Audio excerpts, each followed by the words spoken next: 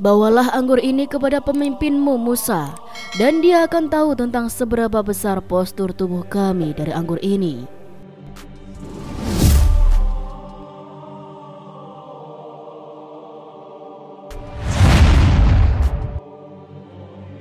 Assalamualaikum warahmatullahi wabarakatuh. Kisah kaum Jabarun, manusia raksasa setinggi 22 meter di zaman Nabi Musa. Kisah ini bermula ketika Nabi Musa dan kaum Bani Israel berhasil lari dari cengkraman Fir'aun dan bala tentaranya. Yang ketika itu Nabi Musa menunjukkan salah satu mukjizat besarnya, yaitu membelah Laut Merah. Setelah mereka menyeberangi Laut Merah dan berhasil lari dari kerajaan Fir'aun dan bala tentaranya, kemudian Allah Subhanahu wa Ta'ala perintahkan Musa dan kaumnya untuk menuju suatu tempat, sebuah daerah yang nantinya akan menjadi tempat tinggal untuk mereka. Tempat itu jika di Al-Quran disebut dengan Ardul Muqaddasoh, yaitu sebuah daerah atau tanah yang Allah berkati di dalamnya. Hal ini ternukil di dalam Al-Quran tentang perkataan Nabi Musa kepada kaumnya. Hai kaumku, masuklah ke tanah suci yang telah ditentukan Allah bagimu, dan janganlah kamu lari ke belakang karena takut kepada musuh, maka kamu menjadi orang-orang yang merugi. Al-Quran Surat Al-Ma'idah ayat ke-21. Para musafir berbeda pendapat mengenai tanah yang dijanjikan ini, tapi pendapat paling kuat adalah tanah itu adalah Palestina. Jadi Allah Subhanahu wa Ta'ala janjikan kepada kaum Bani Israel untuk mereka menempati tanah Palestina ketika itu. Dan Nabi Musa menyeru kepada kaumnya untuk memasuki tanah Palestina sesuai apa yang Allah perintahkan. Tapi seruan Nabi Musa kepada kaum Bani Israel itu dijawab di ayat selanjutnya. Mereka pun berkata, Hai Musa, sesungguhnya dalam negeri itu ada orang-orang yang gagah perkasa. Sesungguhnya kami sekali-kali tidak akan memasukinya sebelum mereka keluar daripadanya. Jika mereka keluar daripadanya, pasti kami akan memasukinya. Al-Quran Surat Al-Ma'idah ayat ke-22. Saat itu, kaum Bani Israel menolak perintah Allah dan Nabi-Nya karena mereka takut di dalam negeri Palestina itu ada kaum yang orang-orang yang memiliki postur badan yang tinggi besar. Bani Israel yang notabene adalah kaum pengecut ini pengennya nunggu orang-orang yang menempati Palestina itu keluar dulu, baru mereka masuk ke tanah Palestina itu. Artinya, mereka mau masuk ke tanah yang dijanjikan itu dengan cara tidak berperang. Padahal mereka sudah diselamatkan Allah dari kejaran Fir'aun dan tentaranya. Mereka pula sudah melihat mukjizat Nabi Musa. Tidak hanya sekali, dua kali, bahkan mukjizat Nabi Musa yang paling besar saat itu adalah membelah Laut Merah. Dan itu mereka lihat dengan mata kepala mereka sendiri. Tapi mereka masih juga gak yakin dengan Allah dan Nabi-Nya. Lalu di ayat selanjutnya, berkatalah dua orang di antara orang-orang yang takut kepada Allah, yang Allah telah memberi nikmat atas keduanya. Serbulah mereka dengan melalui pintu gerbang kota itu. Maka bila kamu memasukinya, niscaya kamu akan menang. Dan hanya kepada Allah hendaknya kamu bertawakal, jika kamu benar-benar orang yang beriman. Al-Quran Surat Al-Ma'idah ayat ke-23. Di dalam beberapa kitab tafsir, dua orang yang berkata dalam ayat tersebut adalah Yosua bin Nun dan Kalaib bin Yefune atau Yusa bin Kalib. Mereka berdua adalah pemimpin-pemimpin dari Bani Israel. Mereka menyuruh kepada rakyatnya untuk mengikuti apa yang diperintahkan Allah dan Rasul-Nya. Jadi, asalkan mereka mau berperang, Allah Subhanahu wa Ta'ala pasti janjikan kemenangan untuk mereka. Kemudian dari seruan berperang itu dijawablah oleh kaum Bani Israel di ayat selanjutnya. Mereka berkata, Hai Musa, kami sekali-kali tidak akan memasukinya selama-lamanya selagi mereka ada di dalamnya. Karena itu, pergilah bersama Tuhanmu dan berperanglah kamu berdua. Sesungguhnya kami hanya duduk menanti di sini saja. Al-Quran Surat Al-Ma'idah ayat 24. Mereka menganggap kalau Allah Subhanahu wa Ta'ala telah menjanjikan kemenangan. Maka coba sana Musa dan Allah saja yang berperang di Palestina. Kalau memang sudah menang, mereka baru akan memasuki kota itu. Ini adalah bentuk keras kepala mereka untuk terus melanggar perintah Musa.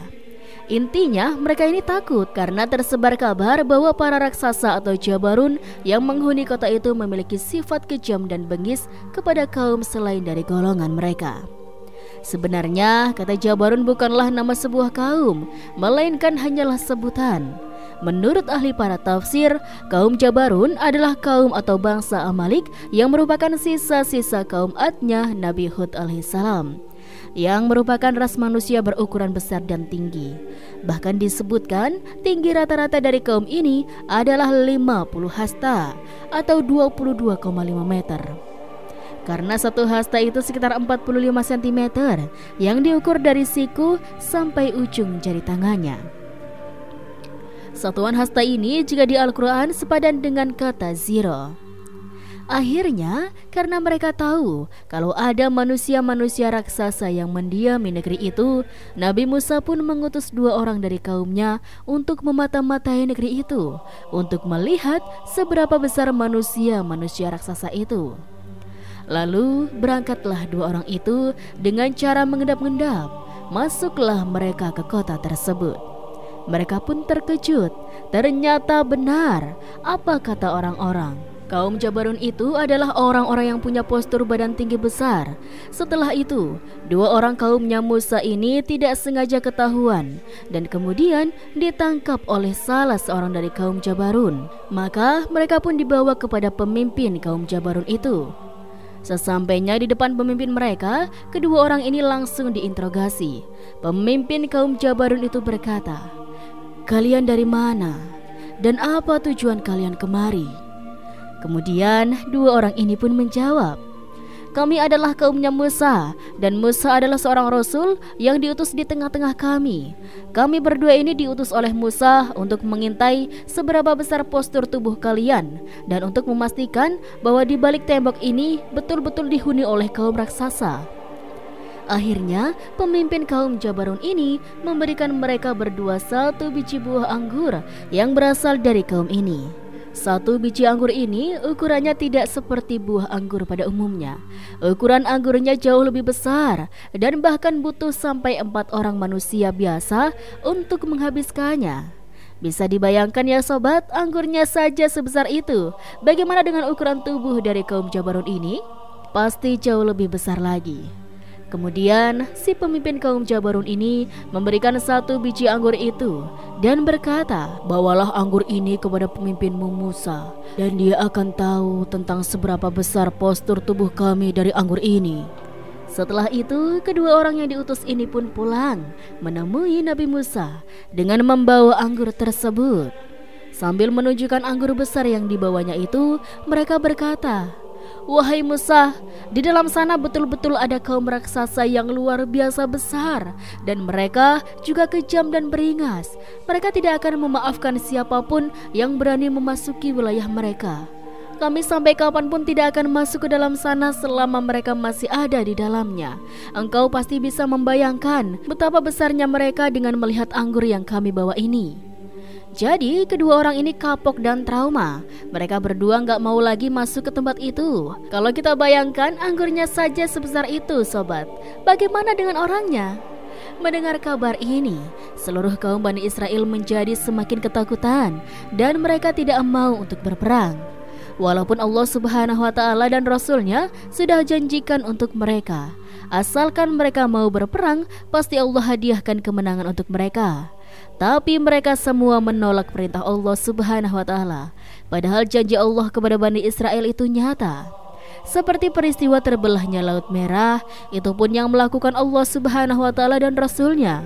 Bani Israel hanya diam saja dan tak melakukan apapun. Semuanya terjadi karena Allah Subhanahu wa Ta'ala dan mukjizatnya. Ini pun hal yang sama. Asalkan mereka niat dan berusaha, Allah Subhanahu wa Ta'ala dan Rasulnya akan menolong mereka. Seperti apa yang Allah Subhanahu wa Ta'ala firmankan di dalam Al-Quran. Sesungguhnya Allah tidak akan merubah keadaan suatu kaum sehingga mereka merubah keadaan yang ada pada diri mereka sendiri.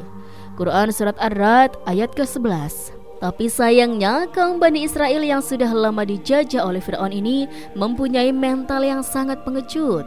Akhirnya sebagai hukuman karena mereka tidak percaya dengan janji Allah Subhanahu wa taala, Allah teruskan di ayat selanjutnya. Allah Subhanahu wa taala berfirman, "Jika demikian, maka sesungguhnya negeri itu diharamkan atas mereka selama 40 tahun. Selama itu, mereka akan berputar-putar kebingungan di bumi atau padang tih itu. Maka janganlah kamu bersedih hati memikirkan nasib orang-orang yang fasik itu." Al-Quran Surat Al-Ma'idah ayat ke-26. Di dalam ayat tersebut Allah Subhanahu wa taala hukum mereka tersesat di sebuah padang pasir antah berantah selama 40 tahun lamanya. Dikisahkan ketika Nabi Musa dan Nabi Harun kehilangan harapan dari kaumnya karena tak ada seorang pun yang mau menaatinya kecuali Yusya dan Khalid. Lalu Musa berdoa kepada Allah Subhanahu wa taala dan doanya ini pun tercantum di dalam Quran Surat Al-Ma'idah ayat ke-25.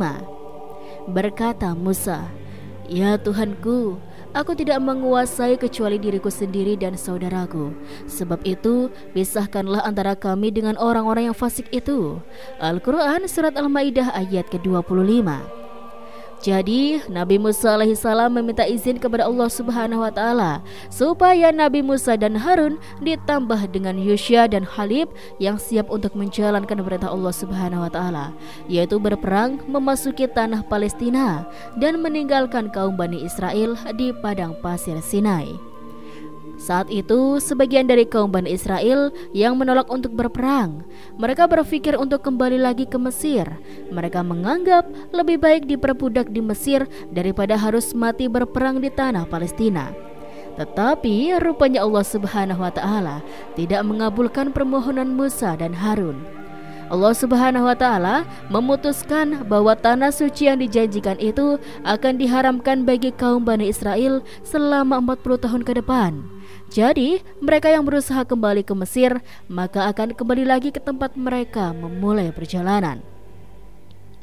Mereka semua pun akan berputar-putar saja di padang pasir Sinai itu selama 40 tahun lamanya. Mereka akan terus mengalami kebingungan dan tersesat selama 40 tahun itu.